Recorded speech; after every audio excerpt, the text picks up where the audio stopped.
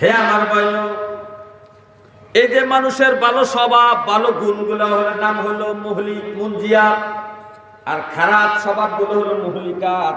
যে খারাপ স্বভাবগুলো আমাদেরকে ধ্বংস করে দেয়, আর যে ভালো স্বভাবগুলো আমাদেরকে আল্লাহর ওলি বানায়া দেয়, এই দুই প্রকারের এলেম অর্জনের নাম হলো এলমে তরিকত, এলমে তাসাউফ। তো এলমে তরিকত অর্জন করার জন্য আমরা বায়াত হইলাম পীর সাহেবের হাতে। কোথায় বায়াত হইলাম? পীর সাহেবের হাতে আমরা শপথ করলাম। এই শপথ করতে যাইয়া আমরা অনেকগুলা বিষয়ের উপর শপথ নেই। সাহাবায়ে কেরাম নবীর কাছে বায়াত হইতেন, অনেক বিষয়ের উপর শপথ নিতেন, অনেক বিষয়ের উপর কি শপথ নিতেন। আমরা যেভাবে মুরিদ হই না, বায়াত করি, আমরা বায়াত হই না বিভিন্ন পীরের কাছে। বায়াত অর্থ কি? শপথ করা। বায়াত মানে কি?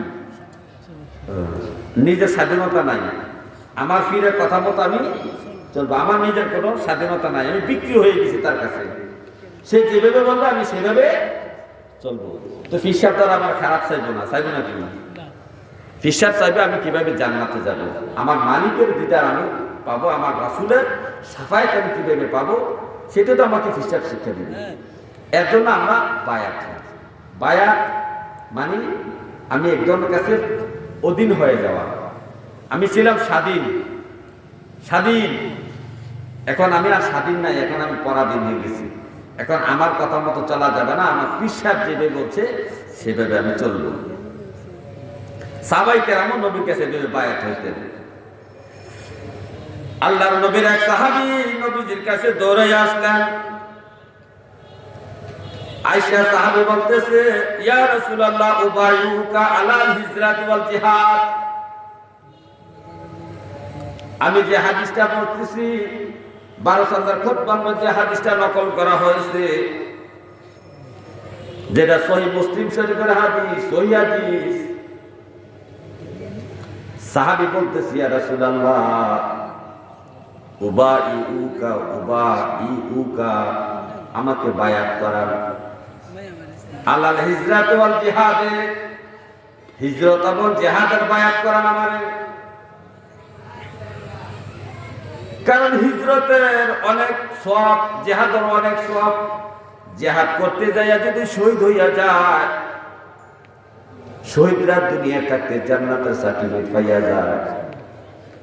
আর যারা জিহাদ করে, যারা হিজরত করে, হিজরতের অনেক ফজিলত আছে। সাহাবী বলতেছে, ইয়া রাসূলুল্লাহ আমাকে হিজরতের জন্য এবং জিহাদের জন্য বায়াত করান। এখন নবীজি দেখলেন তার মধ্যে হিজরত এবং জিহাদের বায়াতের চেয়ে তার কাছে অন্য বিষয় বায়াত করা তার দরকার। কি দরকার? কি সমস্যা? নবীজি দেখলেন এই সাহাবীর মধ্যে মা বাবার খেদমতের প্রতি তার কোনো নজর নাই। মা বাবাকে সে সেবা যত্ন করে না, মা বাবাকে মান্য করে না, মা বাবাকে সেবা যত্ন করে না, ইজ্জত সম্মান করে না, মা বাবাকে অবহেলা করে। এই জন্য নবীজি দেখলেন তাকে জিহাদের চেয়ে, হিজরতের চেয়ে মা বাবার বিষয়ে তাকে বায়াত করা অতি জরুরি। মা বাবার বিষয়ে বায়াত করা তার জরুরি। তো নবীজি তো জানলেন, কারণ নবীজির অন্তর্দৃষ্টি বসুরিয়াত আছে। নবীজি সাহাবীদেরকে দেখলেই বুঝতে পারতেন তার ভিতরে খবর কি, যেটা হক্কানি ওলিউল্লাহদেরও ইলমে বসুরিয়াত অর্জন হয়। ইলমে বসুরিয়াত যেই ফিরের নাই, এই ফিরের মুরিদারের কোনো সঠিক রাস্তা পাবে না। তো নবীজি দেখলেন এই সাহাবীর মধ্যে একটা দোষ হইল, মা বাবার প্রতি সে অবহেলা করে, সেবা যত্ন করে না। এই জন্য নবীজি তাকে প্রশ্ন করলেন, ও আমার সাহাবী, ফাহাল মিন ওয়ালিদাইকা আহাদুন হাইয়ুন, ও সাহাবী তোমার মা বাবা কেউ কি জীবিত আছে? মা অথবা বাবা কেউ কি জীবিত আছে? তো সাহাবী বলতেছে, ক্বালা নাআম, হ্যাঁ আমার মা বাপ জীবিত, বাল কিলা হুমা বরং দুজনেই জীবিত, একজন না বরং দুজনেই আছে। তো নবীজি বলেন ক্বালা ফাতাত্তাগিল আজরা মিনাল্লাহ, তুমি যদি আল্লাহর কাছে সওয়াবের আশা করো, তুমি কি আল্লাহর কাছে সওয়াবের আশা করো, নেকের আশা করো, জান্নাতের আশা করো? সাহাবী বলতেছি ইয়া রাসূলুল্লাহ, হ্যাঁ আমি সওয়াবের আশা করি আল্লাহর কাছে, নেকের আশা করি, জান্নাতের আশা করি। তো নবীজি বললেন ইরজি ইলা ওয়ালিদাইকা, তাহলে তুমি দৌড়াইয়া মা বাবার কাছে চলে যাও। কই যাও? মা বাবার কাছে চলে যাও। তুমি যদি আল্লাহর কাছে সওয়াবের আশা করো রে আমার সাহাবী, তাহলে তুমি দৌড়াইয়া মা বাবার কাছে চলে যাও। ওয়া আহসিন সুহবাতাহুমা, এবং মা বাবার সাথে তুমি বসবাস করো, পিতা মাতার সাথে তুমি মধুর সম্পর্ক গঠন করো, তাদের সাথে একত্রে বসবাস করো, সেবা যত্ন করো। তাহলে সাহাবীকে জিহাদের বায়াত এবং হিজরতের বায়াত না করাইয়া মা বাবার খেদমতের বায়াত করাইছেন, এবং সাহাবী বাড়িতে চলে গেছেন, মা বাবার সাথে বসবাস করতেছেন। শুধু বায়াত করে নবীজি ছেড়ে দেন নাই। আমার নবী নবীজির সামনে কোন ব্যক্তি যদি এক সেকেন্ডের জন্য নবীর সামনে আসছেন, নবীকে চেহারাটা দেখাইছেন, 10 বছর পরেও যদি ওই লোকটা নবীর সামনে আসতেন, নবী তাকে চিনতেন, তার বাবার নামও জানতেন, তার নামও জানতেন। নবীজিকে আল্লাহ এমন ক্ষমতা এলেন দিয়েছেন, ক্ষণিকের জন্য তাকে দেখলেও শুনলেও 10 বছর পরে তার নাম জানতেন, তারা চিনতেন। তো কিছুদিন পরে নবীজি এই যে মা বাবার খেদমতের আমি বায়াত করে তাকে ছেড়ে দিলাম, একটু খোঁজ নিয়ে দেখি না, এই হাদিসের ব্যাখ্যা লেখা হয়েছে। নবীজি খোঁজ নিয়ে দেখলেন যে সত্যি সত্যি সে মা বাবার সাথে বসবাস করতেছে কিনা, মা বাবার সেবা করতেছে কিনা, এটা নবীজি খোঁজ দিচ্ছেন। নবীজি কিন্তু বায়াত করে ছেড়ে দেন নাই। যাকে বায়াত করেছেন তার বাড়ির খবর রাখছেন নবীজি, সে ঠিক মতো মা বাবার সেবা করতেছে কিনা, খেদমত করতেছে কিনা। কিন্তু আজকে আমাদের অবস্থা হইল, আমাদেরকে বায়াত করে ছেড়ে দেয়।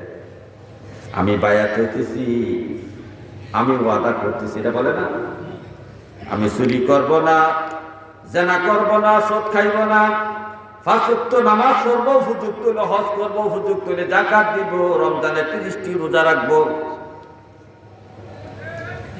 মা বাবার খেদমত করব, সুদ খাইব না, ঘুষ খাইব না। এই বিষয়ের উপর আমাদের বায়াত করায় কিনা বলেন?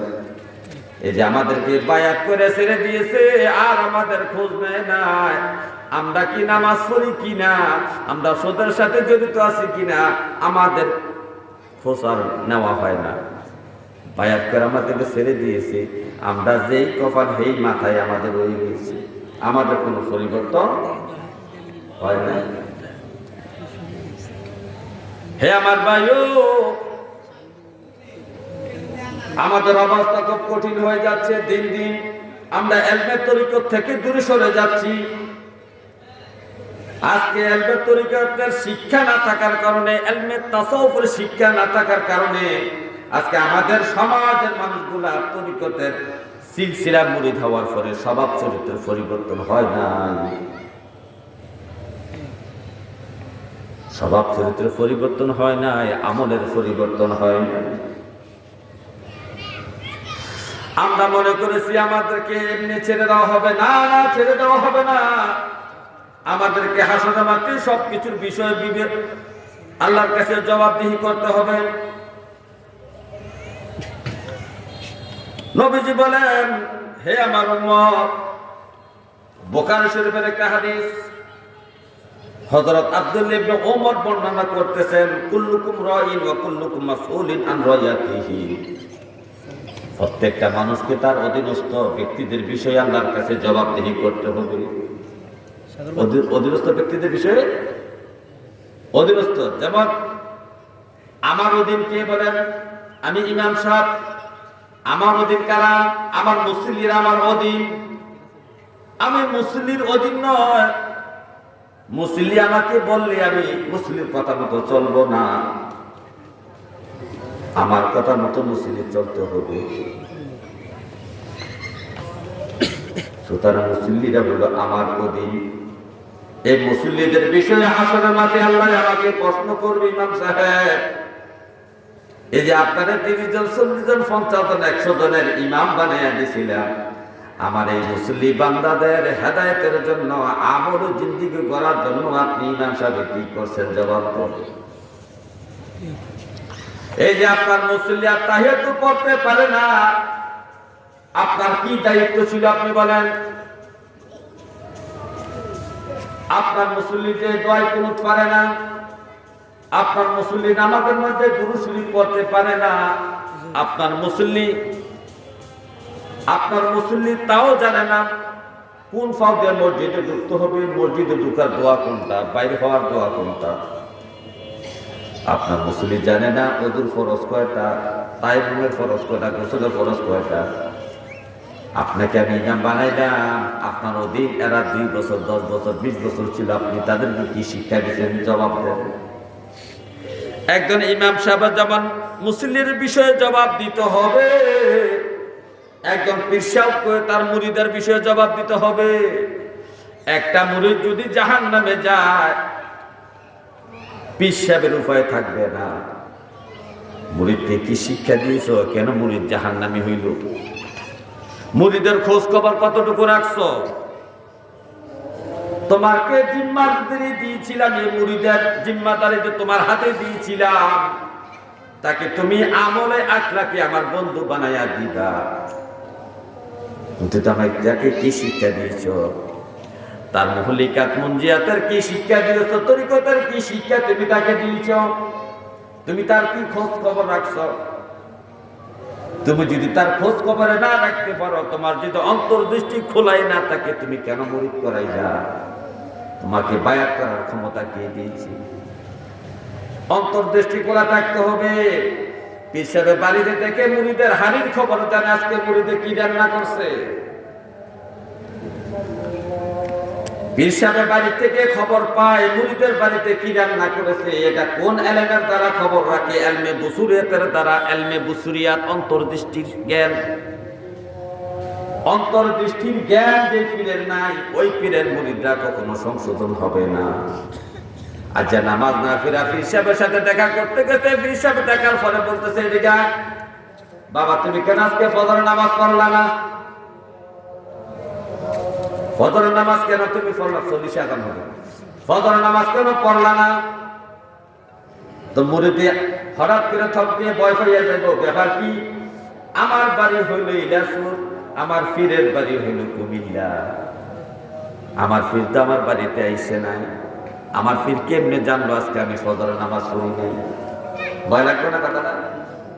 তো পীর সাহেব কিভাবে জানলো? পীর সাহেবের এলমে বুসুরিয়াতের যারা অন্তর্দৃষ্টির এলেম পীর সাহেব অর্জন করেছে। আর এই পীর সাহেবের কত ক্ষমতা, আল্লাহর ওলিদের কত ক্ষমতা। আল্লাহর ওলিরা তাওয়াজ্জুর মাধ্যমে, ফায়েজের মাধ্যমে, তাওয়াজ্জুর মাধ্যমে একটা সৌরকে খনিকের মধ্যে কুতুব বানাইতে পারে। হুজুর গাউসে পাকের দরবারে চোরবেড়া, হুজুর গাউসে পাকের হুজরার মধ্যে, হুজুর গাউসে পাকের হুজরার মধ্যে যে জায়গায় উনি মানুষদেরকে দর্শ দেন, এলেম শিক্ষা দিতেন, এলমে তাসাউফ শিক্ষা দিতেন, ওয়াজ নসিহত করতেন, ওই ঘরের মধ্যে চোরাবাড়া চুরি করার জন্য আসছে। সে খাটের নিচে লুকে আসছিল। সে চিন্তা করছে যখন ঘরের মানুষগুলো চলে যাবে, তখন আমি ঘরের খিড়কি খুলে সবকিছু নিয়ে গাঁটটি বেঁধে বাড়িতে চলে যাব। কিন্তু যখন সবাই বাইরে হয়ে গেল, ঘরে তালা দেওয়া হলো, সে কিন্তু ঘরের মালসামানাগুলা গাঁটটি বাঁধছে বাড়ির, অর্থাৎ সে চুরি করে নিয়ে যাওয়ার জন্য। কিন্তু যখন গাঁটটিরা মাথার মধ্যে তোলে, তখন সে অন্ধ হইয়া যায়, চতুর্দিকে আর কিছু দেখে না। যখন গাঁটটিরা মাথায় রাখে, তখন সে আবার দেখতে পায়। এরকম করতে করতে সকাল হয়ে গেছে।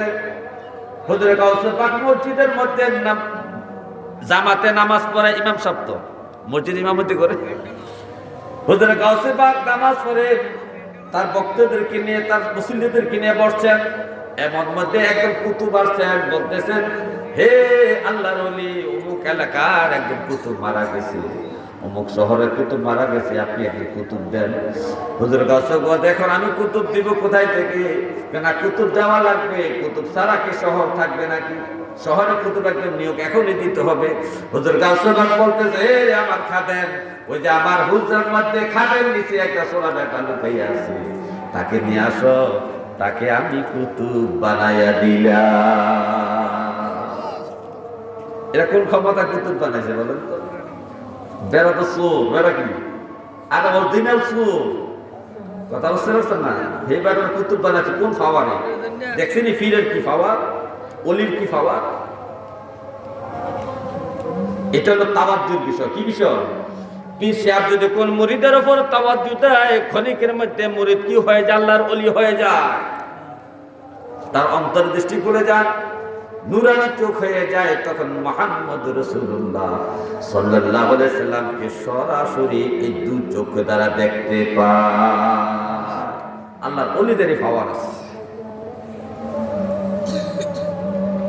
কিন্তু আজকে আমরা মুরিদ হয়ে আসলাম এবং মুরিদ করে ছেড়ে দিল, আমাদের বিশ্বাস, আমাদের খবর নিল না। আমরা নামাজ পড়ি কিনা, বিবির হক আদায় করি কিনা, মা বাবার সেবা যত্ন করি কিনা।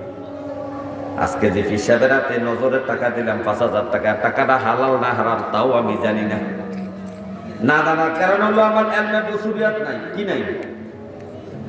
আগেকার যুগের ওলি আল্লাহ তার কাছে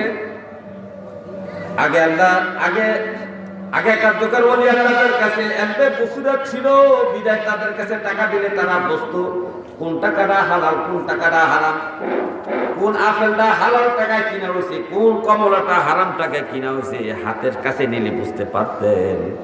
হারাম টাকার গন্ধ একটা একরকম, হালাল টাকার গন্ধ কিন্তু আরেক রকম।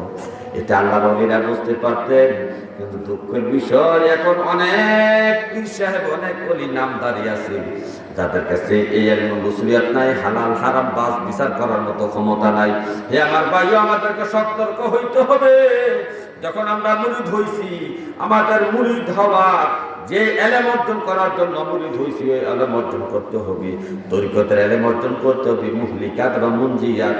আমাদের শরীরে, আমাদের মধ্যে যে খারাপ স্বভাবগুলো আছে, এই স্বভাবগুলো দূর করার জন্য, ভালো স্বভাবকে আমাদের শরীরের মধ্যে, দেহের মধ্যে, কল্পের মধ্যে, বডির মধ্যে আনয়ন করার জন্য, চরিত্রের মধ্যে আনয়ন